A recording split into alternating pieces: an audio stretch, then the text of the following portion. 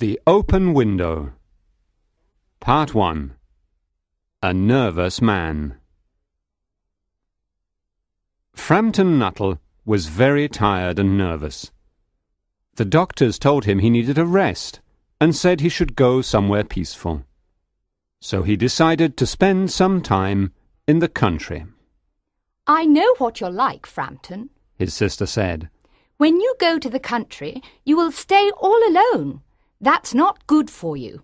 You should not stay all alone. You should meet some nice people. I was in that part of the country 4 years ago. I met some nice people. I will write you some letters of introduction and you can meet them." "I am not sure that is a good idea," objected Frampton. "Maybe I shouldn't. After all, I don't know any of those people." "Take my advice," replied Frampton's sister. "It will be good for you." So Frampton went to the country with his sister's letters of introduction. The first person he visited was Mrs. Sappleton. He knocked at the door of Mrs. Sappleton's house, and a young girl about 15 years old opened the door. It was Mrs. Sappleton's niece. Her name was Vera. "My aunt will be down in a moment, Mr. Nuttall," said the girl, who looked very mature and intelligent.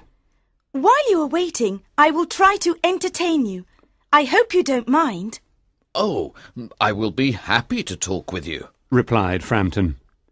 He did not want to offend the girl, but he wondered if going to meet new people was really good for his health. In fact, he felt quite nervous, and he hoped that Mrs. Sappleton was nice. "Do you know many of the people round here?" asked Mrs. Sappleton's niece, after a few minutes of silence. "No," replied Frampton. "I don't know anybody around here. My sister stayed here 4 years ago, and she gave me some letters of introduction to some of the people here." Frampton felt more and more nervous, and he was more and more convinced that it was a bad idea. He needed rest, not new friends. "Then you know practically nothing about my aunt," continued the confident young lady. "I know only her name and address," admitted Frampton. He was wondering whether Mrs. Sappleton's husband was alive or dead. Looking at the room, he thought that a man must live there. "My aunt's great tragedy happened exactly 3 years ago," said the girl. "That was after your sister was here." "Your aunt's tragedy?" asked Frampton. He thought the country was very peaceful. He could not imagine a tragedy there. "You probably wonder why we keep that window open on a cool October evening," said Vera.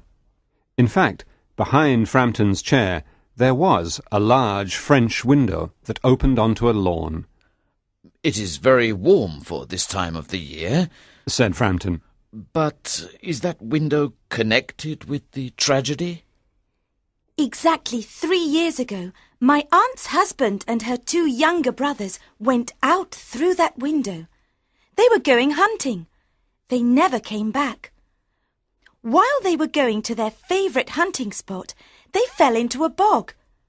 That particular summer it rained a lot.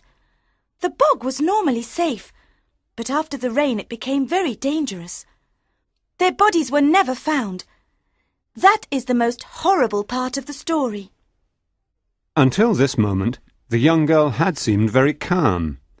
Now she seemed a little frightened, and her voice trembled as she continued the story. "My poor aunt thinks that her dead husband and brothers will return some day, together with the dog that went with them. She thinks that they will walk into the house through that French window, as they always did before they died. That is why that window behind you is kept open until dark. My poor aunt, she has often told me every detail of that terrible day. Her husband carried a white raincoat over his arm. Her youngest brother was singing the song, 'Bertie, why do you bound?' He sang this song to make fun of her. Sometimes, Mr. Nuttall, I have the strange feeling that they will return. that they will walk in through that window. It's horrible. Really horrible.